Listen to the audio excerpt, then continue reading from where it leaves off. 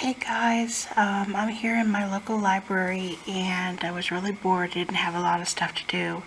So I thought I'd come down here and see what was on the shelves in the New Age section, and there are a few new books that I haven't seen before, and I've been here for about an hour and a half and I've had a chance to go through and read some of the stuff out of these books.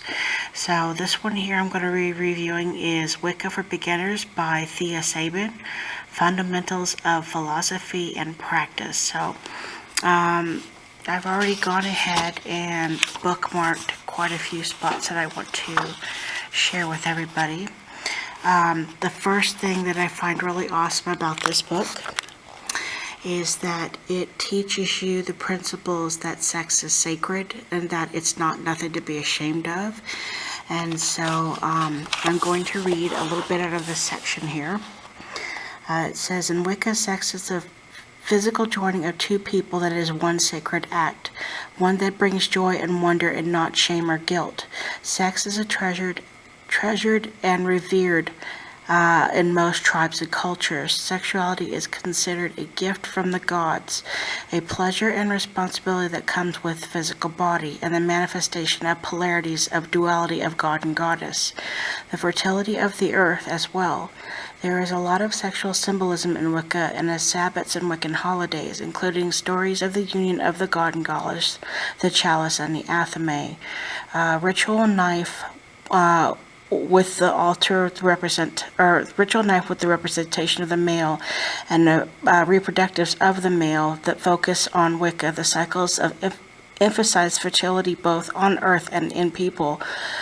Does the prevalence of God and Goddess through fertility mean the same thing as gay sex and taboo in Wicca? Since gay sex does not involve both female and male, absolutely not. Polarity is always expressed through either sex or the same sex. It does not matter.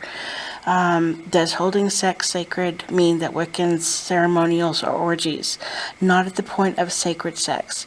Wicca is understanding the spiritual side of sex frees some people from society's tight constraints about sex and taboo, likely to experiment with multiple patterns and orgies, helps one to understand just what power lies within.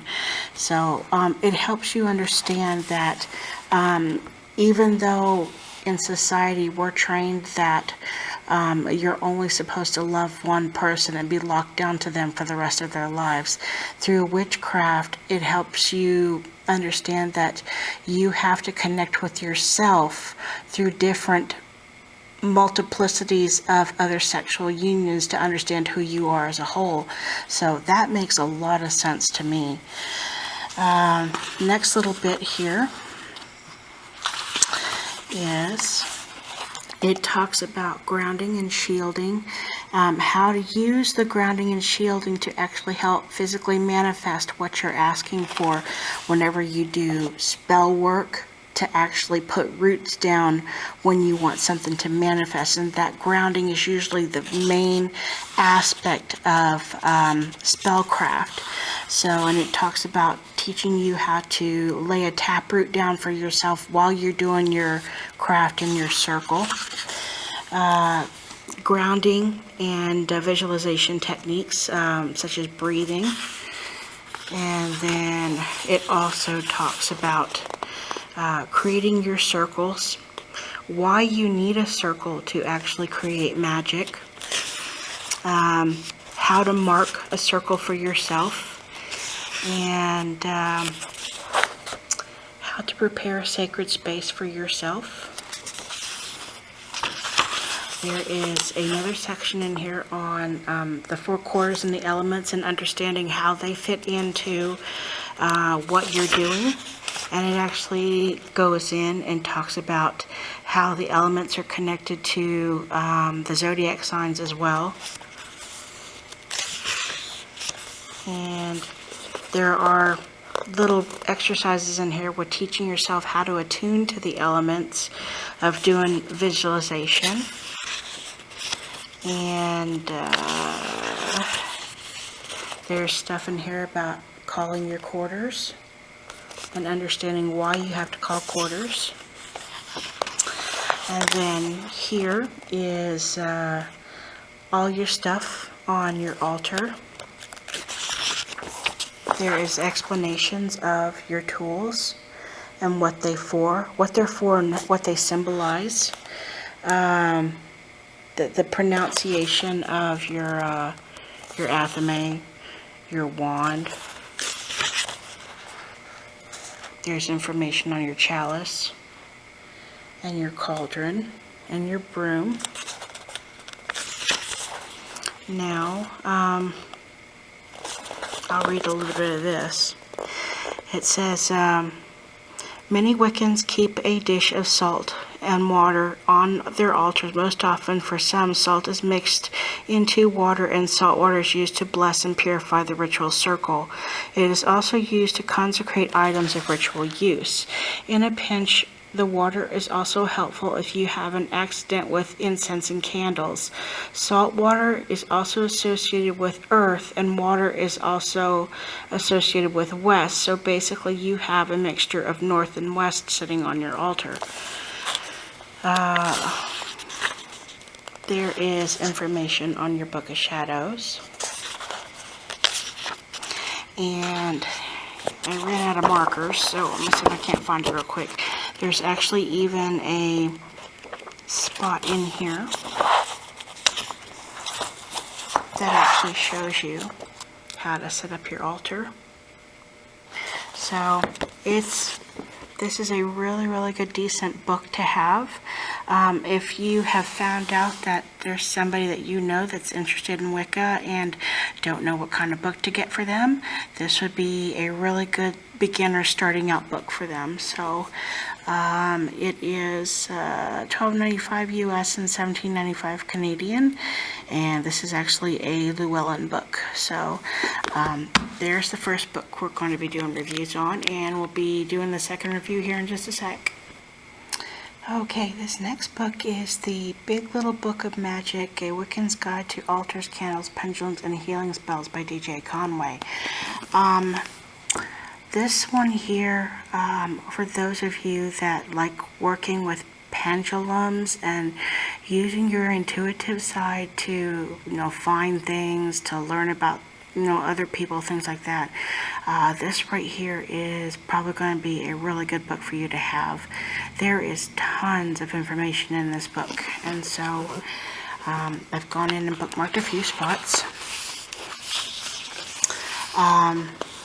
First off, there is lots and lots of stuff in here on candle colors, how to use the candle colors. There's actually even a traditional Native American chart on here with colors and stuff. So black has to do with hearing, harmony, and listening. Blue has to do with intuition, teaching, and serving. Brown has to do with knowing and self-discipline. Gray, honoring and friendship. Green, will and living. Orange, learning and kinship. Pink, creativity and working. Purple, wisdom, gratitude, healing. Red, faith, communication. And rose, seeing and motivation. White is magnetism and sharing, and yellow is love and overcoming challenges. Let's see what else I can share with you guys. Now, there is a spot here for incense where you can actually use these incenses and actually kind of create your own little incense recipes and stuff. So I'm just going to name off a few here as examples. So if you wanted to, let's say you want to mix 3 ingredients together for a specific purpose. Balance would be jasmine and orange and rose.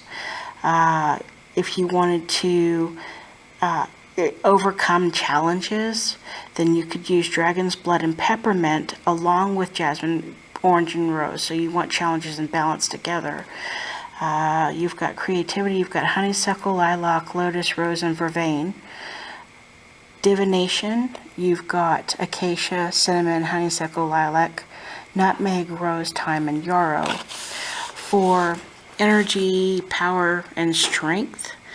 Allspice, bay, carnation, cinnamon, dragon's blood, frankincense, ginger, lotus, musk, pine, thyme, rosemary, and verbena.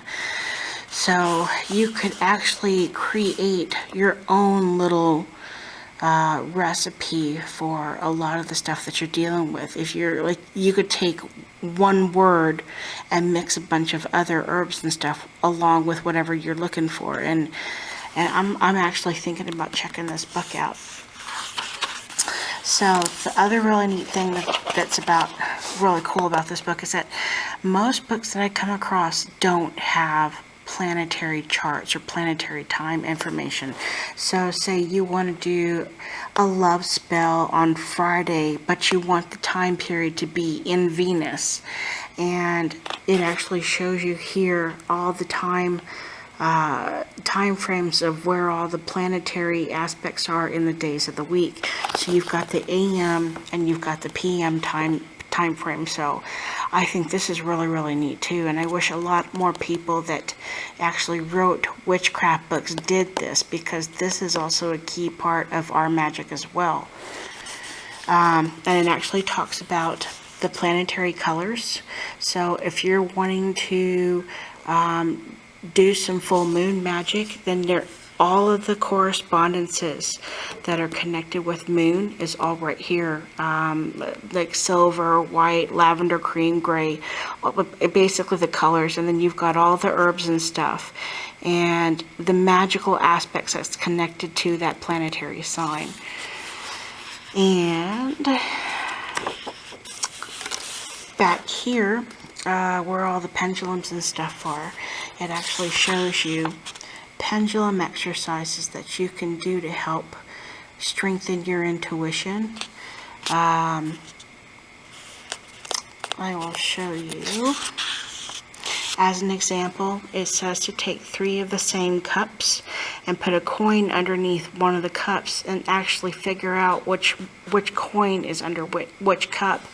It also talks about using cards, like playing cards, and actually get somebody to put 4 cards down and one of them be different, and you use your pendulum to actually try to figure out where the card that's not like the rest of them is. So there's a lot of pendulum magic in here, helping you find stuff that's lost in your house. That's working with tarot cards. And then you can create pendulum charts for yourself, which is totally really cool. So, and actually shows you how to create a pendulum chart for yourself with your chakras to help you figure out which chakra on your body is clogged up or damaged, or what needs what kind of help. So this is really cool. There is a lot of information in here on pendulum stuff. So, and it actually shows you about your auras. Shows you, kind of helps you understand where your damaged auras are in your aura field. Dowsing for water. Where's the spot there for dowsing for water? And I go a bit further onto the back here. And so, in there it teaches you about your chakras. So, it's just really crazy how much information is in here on this stuff. There's one more spot. It actually even shows you how to help rake negative energy off of somebody's energy field and help you understand. It's the first part of it is like where you scan the body to find hot and cold spots, and then you pull off the negative energy that's not there, and you basically ground it out. So I could go on and on and on about this book. So this one here is $18.99 Canadian and US $16.99. So I think I'm definitely going to be checking this book out, because I'm really interested in a lot of the stuff in here. So thanks for watching, everybody, and I look forward to hearing your comments, and lots of love and blessings. Blessed be. Bye.